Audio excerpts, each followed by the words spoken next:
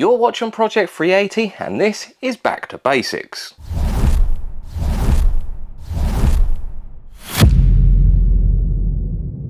On this episode of Back to Basics, we're going to be doing an oil and filter change on Clifford, the Big Red NC. To do this, you're going to need a trolley jack and axle stands, some brake cleaner and a rag, a ratchet and a socket on it. The socket will change depending on what sump plug you've got. Some method of removing the oil filter, whether that be a dedicated oil filter wrench or an oil filter strap like me. If you are using a strap, you'll need an extension on your ratchet, then a torque wrench with your sump socket on it, an oil drain pan and an oil jug or a funnel. So to begin with, let's get the front end of this car up off the floor. Make sure that handbrake is firmly on and then pop the bonnet.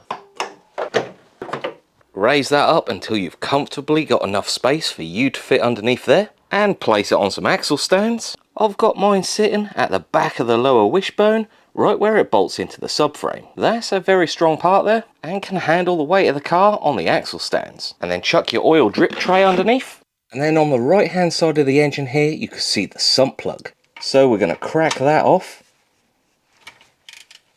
Make sure your drip pan is directly underneath that sump bung and then carefully undo it by hand.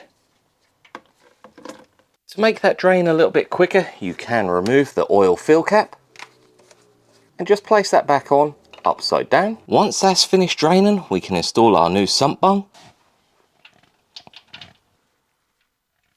If you're not using a new sump bung, make sure you replace the copper washer on the old one. I like to screw it in until there's a couple of threads left. With a slight gap between the sump bung and the sump, I like to give it a few squirts with brake cleaner.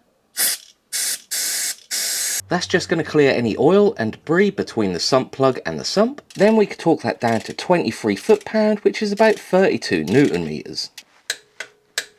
And then clean up any excess oil. Then we can move our drip tray over to the left hand side of the engine.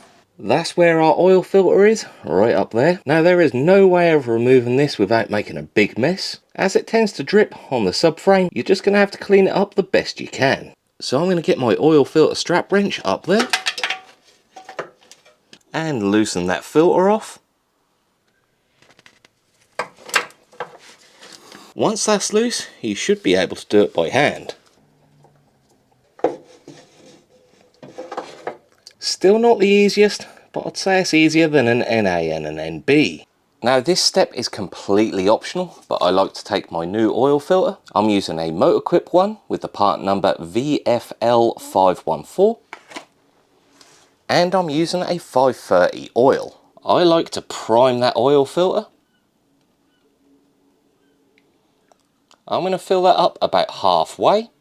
If you fill it up more than that, you are risking spilling it as you're putting it into the engine. And again, completely optional, I'm going to grab a little bit of that oil and smear it around the seal. Again, completely optional, but that oil filter is ready to go on the engine. Install your new oil filter onto the engine. The torque spec for this is HT. That's hand tight. I repeat, hand tight. Don't use any tools or force to tighten this down, as that's really all it needs to be. Hand tight. Now we're going to take some brake cleaner and a rag and clean up all this subframe and any oil we've dripped anywhere.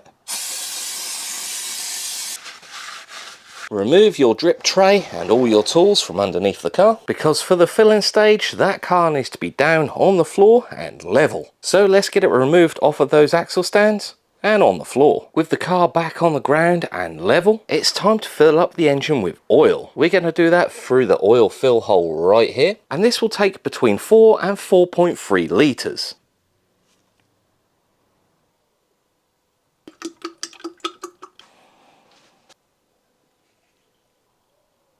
I've put in just under 4 litres as I did pre-fill that oil filter. So now we're going to check the level using the dipstick here.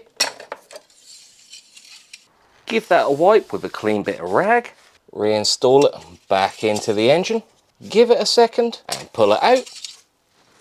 And check the oil level. I'm struggling to focus the camera on this, but there are 2 holes on the end of this dipstick, a minimum mark and a maximum mark. And as you can hopefully see, we're bang on the maximum mark. So I'm going to reinstall that dipstick. Reinstall the oil filler cap. And I'm going to start the engine and let that idle for about 30 seconds. Turn that back off. Let the engine settle for another 30 seconds. This is going to allow the oil to soak down back into the sump, and we can recheck our oil level.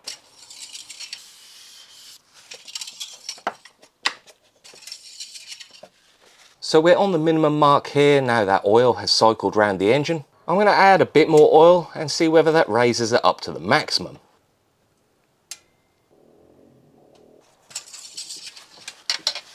I added another 0.4 litres and that's bang on the maximum. So this can go back in